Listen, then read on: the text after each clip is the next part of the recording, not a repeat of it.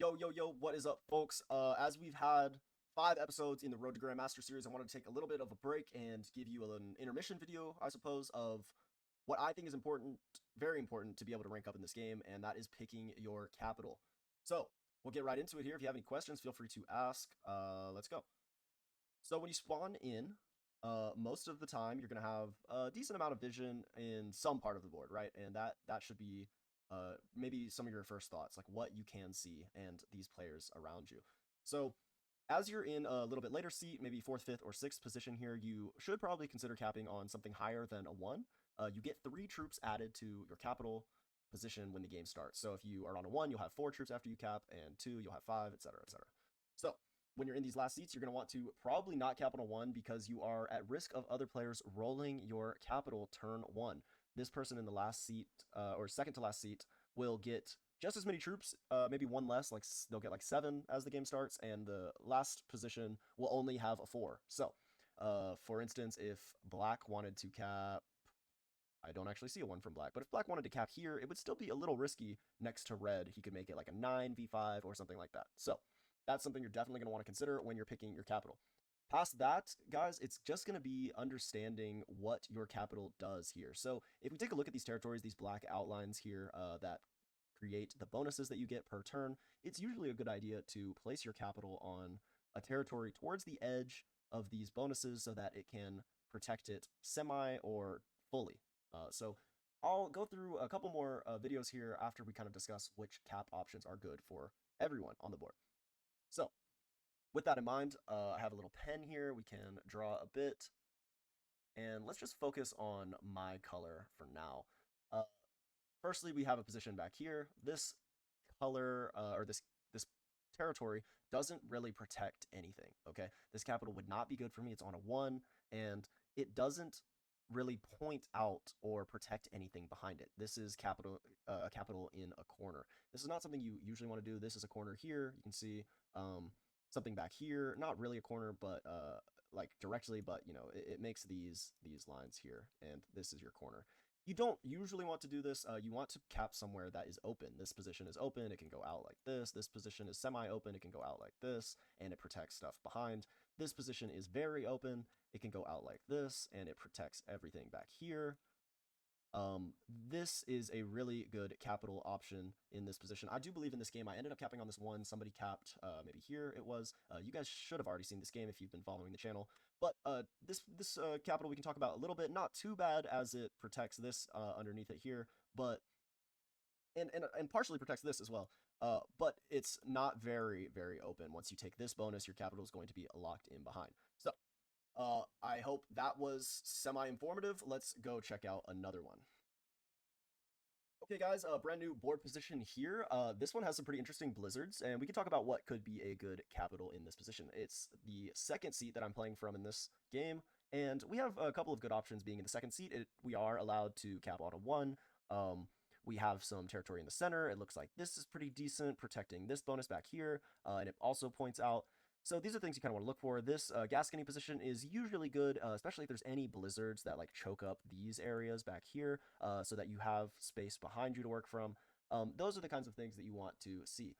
Also, pretty safe and good. I've mentioned this before, but capping in the middle on either of these territories here, or like this one occasionally, this one, maybe here or here. These are all really good late game because when you take your bonus early, you will get your capital opened up in a multitude of different ways as the board kind of organizes. So let me erase a bit of this here.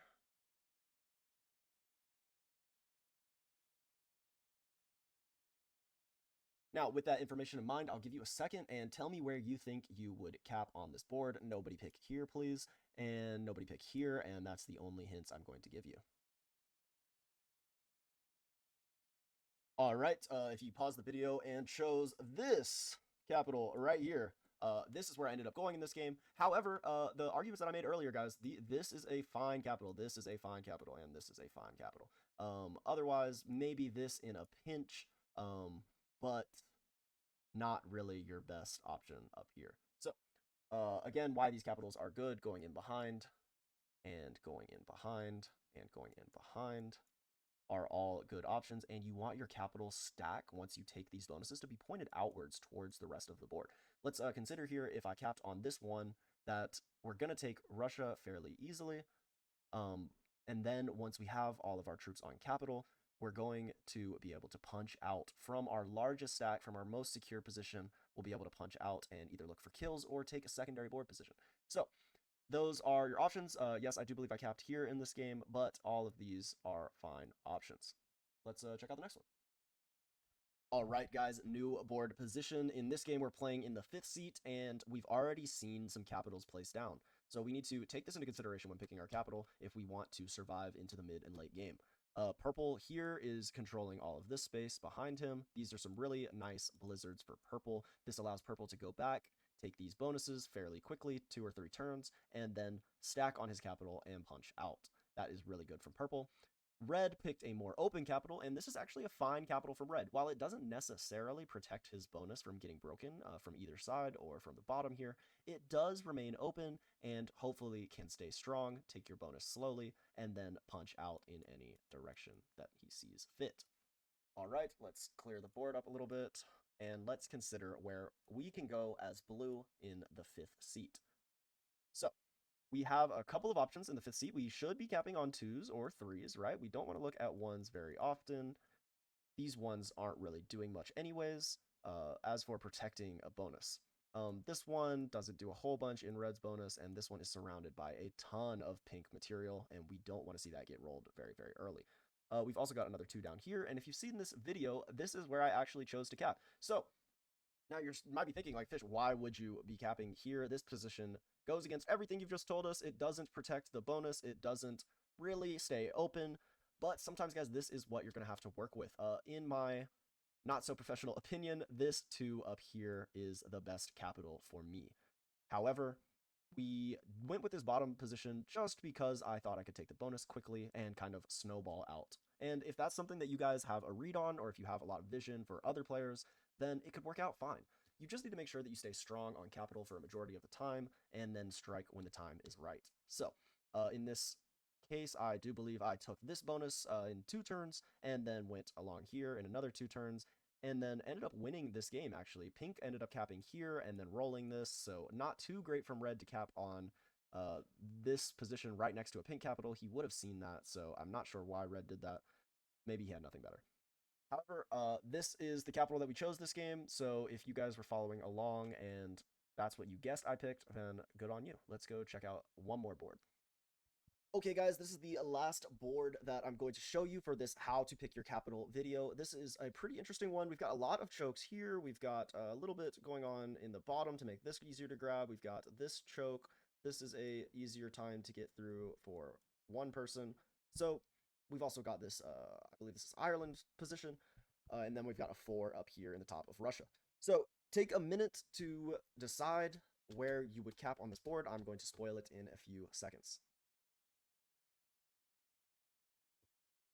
Okay, guys, I ended up capping in this position here in Russia, and I will tell you a little bit why. So, this 4 primarily that I'm looking at here can be used to take Russia fairly easily on this line, and then my capital remains open to the rest of the board. It's these things I've been telling you guys. You need to have a capital that's protecting something. This protects Russia with these 2 blizzards, makes it a little bit easier to hit in from this side. Other options to remain open, this would be okay, this would be okay. I don't love this 4 up here, but honestly not the end of the world. It does protect one of these Russia entrances. So, let's maybe talk about, as like a little fun bonus thing here, with only the information that we have. Let me clean this up. With only the information that we have, where would, let's pick black here in this position. So, assume we are playing as black and we are in the 4th seat with only what we see. What is a good capital for black? Let's think about this here. This is really interesting. It guards this and then is pointed outwards.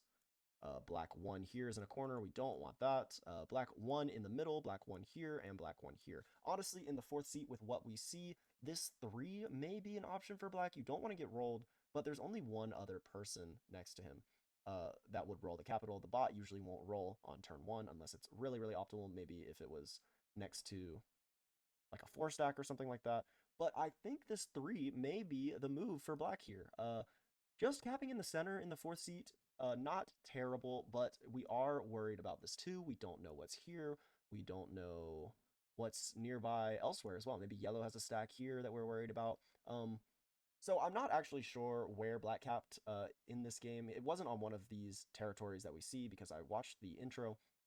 And really, guys, you just want to make sure that if you're trying to stay alive into the mid and late game and trying to rank up, the higher placement you get really depends on how strong you can be on capitals. That's what this game mode is all about. If you can maintain your capital strength, you're usually not going to be the first one to die. Now, that doesn't always work out like that, but maintaining troops on capital, being a less desirable kill for players that can take bonuses early, this is how you're going to climb the ranks. So, I hope you guys enjoyed this little intermediary video. If you have any questions or you have any games where you weren't really sure about your capital, I am Crystalfish on Discord. You can send me a screenshot. I'd love to look over it, talk about stuff with you. Yeah, that's all for me, guys. Thank you very much for watching. Like and comment on the video. Appreciate you. Peace.